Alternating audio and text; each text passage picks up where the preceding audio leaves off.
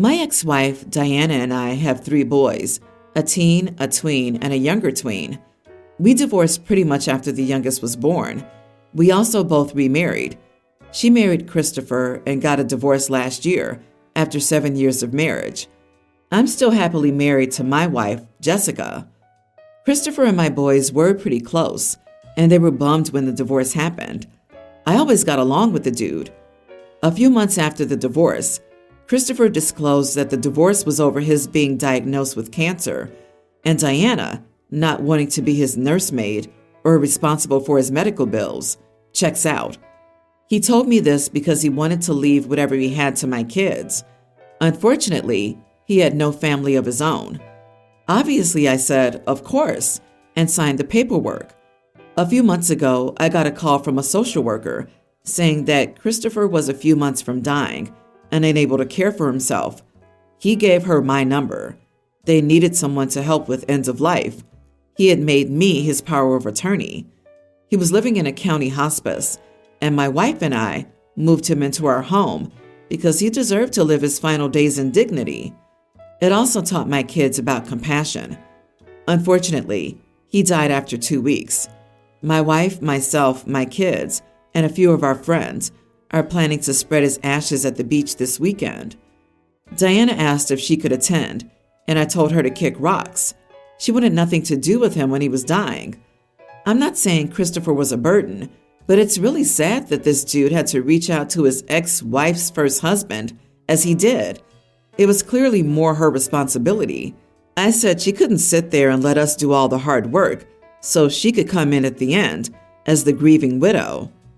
My older son thinks I should have let her come, and I told him to mind his own business and mouth.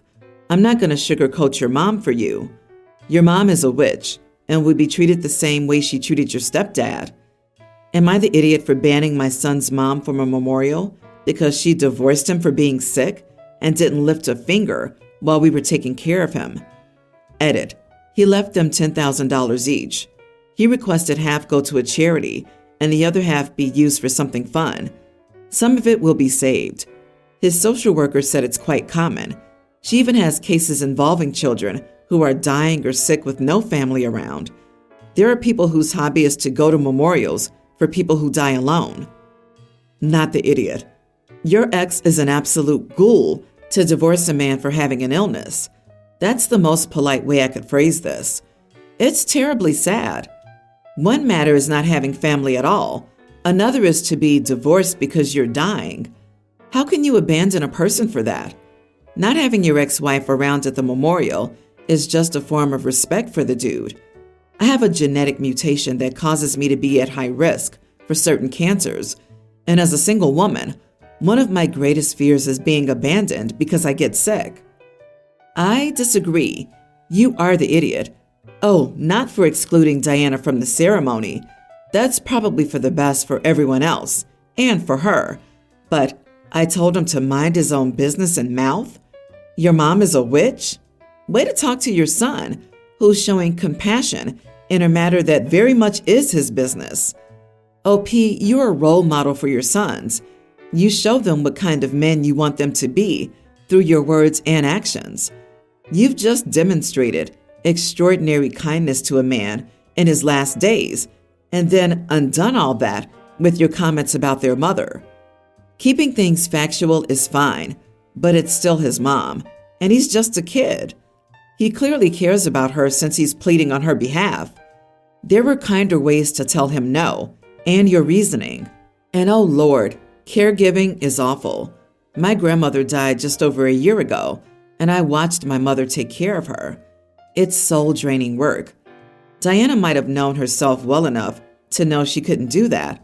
I'm not saying that you should welcome her with open arms and include her in the ceremony, but treat your kids with the compassion you're trying to instill in them, and don't degrade their mother to your children, even if you think she's behaved badly. I 100% judge her. If they had gotten divorced on paper and she lived her vows, that's one thing. But you don't get to nope out when things are hard, then parachute back in and play the bereaved widow. He shouldn't have silenced his son, I agree, but his son needs to hear what he's saying because Dad believes his mom would do the exact same thing to any of her children as he did to her ex. He wants his oldest to guard himself from that. I could see where that's a hard conversation worth having. She betrayed her vows. She's a witch. End of story. The kids should absolutely be made aware of the fact that their mom is a horrible human being. I have 3 kids, a young grammar school age, a pre-tween, and a tween. Their dad left when the oldest was 5 because we weren't worth the stress. I was terrified because we were about to be homeless, but I managed to find a job. I hadn't seen my family since they cut me off for getting pregnant as a teenager, but my older brother found me and made me move in with him and his family. We live in their basement rent-free, and it's more than enough. I feel a little awkward around his wife and kids. He has 2 pre-tween daughters, but they're always nice to me and my kids when we see each other. Well, it was my brother's birthday yesterday, and we were all upstairs having dinner. My brother left the house to go get something, so he wasn't home for a bit. My son accidentally spilled juice on himself, so I took him to get cleaned. He then got all worked up and tired, so I quickly put him to bed. My daughters also came down, and I sat with them until they slept. After all that, I was going back upstairs and heard sister-in-law plus nieces talking about me. Did she really get pregnant at 15? Yes, and look how she ended up. She's lucky your dad is so kind, because you know she was pretty much homeless before we took her in. You guys better not get pregnant. I don't want you to end up like her. I mean, my situation is pretty pathetic, and I'm indeed lucky my brother found me. So I was going to ignore her. But then she started telling the girls my entire life story. Again, okay, but she was telling them some embarrassing details and making me out to be a horrible human being. She told them I did drugs while pregnant. Not true. She told them I probably have mental illness X and X. I don't. And she told them I was probably going to abandon my kids or give them up if my brother hadn't found me. Her kids both went, "Oh yeah, I can see her doing that. She doesn't seem entirely there." It hurt to hear how poorly they thought of me, and I regret telling my brother and sister-in-law what happened to me. I know I'm not a role model and probably should be ashamed of myself, but I didn't think they thought so lowly of me. I just went to bed and thought about ignoring it, but now I'm wondering if I should tell my brother. It's childish and petty of me, right? I feel like it'd be petty to go crying to my brother about his wife and kids. I don't know how I can look them in the eye anymore, but I don't want to risk being kicked out. Am I the idiot if I told my brother what they said and potentially started a fight or argument, or at least stressed them out? I already know I'm being too much living with them, so I don't know. Edit. I've been saving to move out and get my own place for me and my kids since we moved in. It's not a secret either. I just got my certifications to get a better paying job, so it shouldn't take too long now. I know I made stupid mistakes. My stupid 15-year-old self thought no one could love me as much as my ex, and I trusted him because he let me move in with him after my parents kicked me out. I regret believing him every day, but I had no one else since we ended up moving hours away from everyone I knew. Not the idiot. I will not sugarcoat it and say you had a great life, but advising her daughters and insulting you are not mutually exclusive. Tell your brother if you feel like he would understand. If this could affect your living conditions, I would suggest to bite your tongue. Try to ignore her. Don't do it. What will it achieve in the best case, realistic scenario? And worst, you leave your kids homeless. At best, everyone gets uncomfortable and it becomes a point of contention later, even if they apologize now.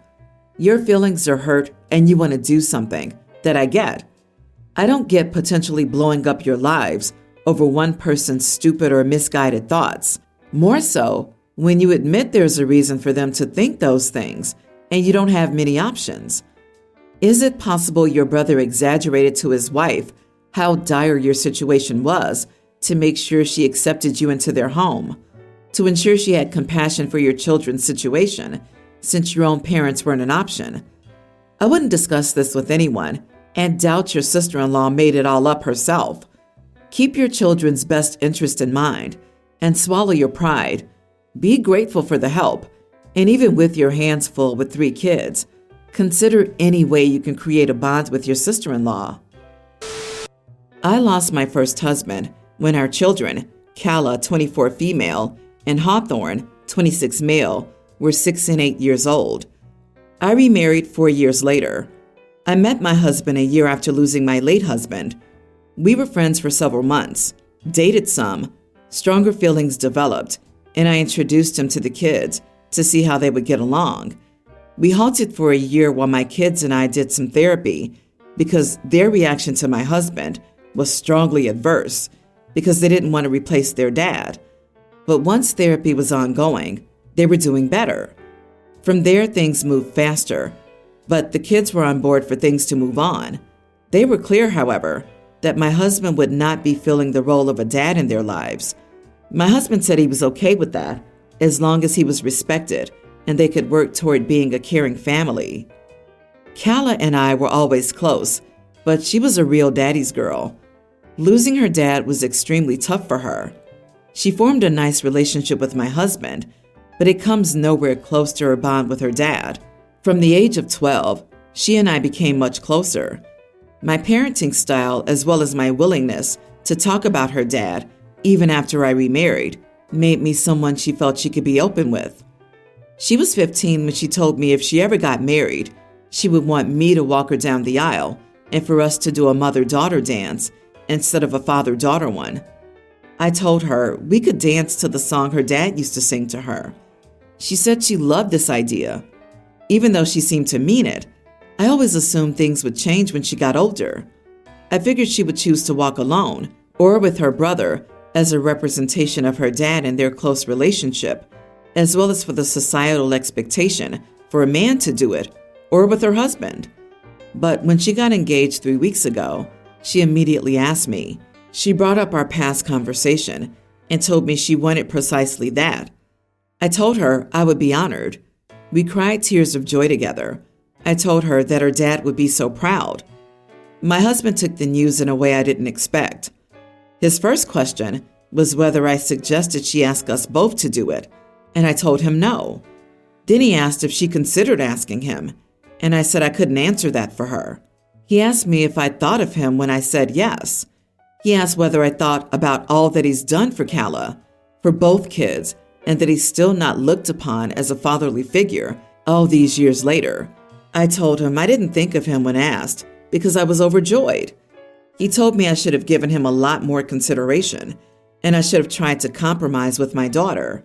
I thought he would change his stance, but now, 3 weeks on, he feels I was wrong. He told me he felt he deserved more from us, especially me. He said that I'm his wife.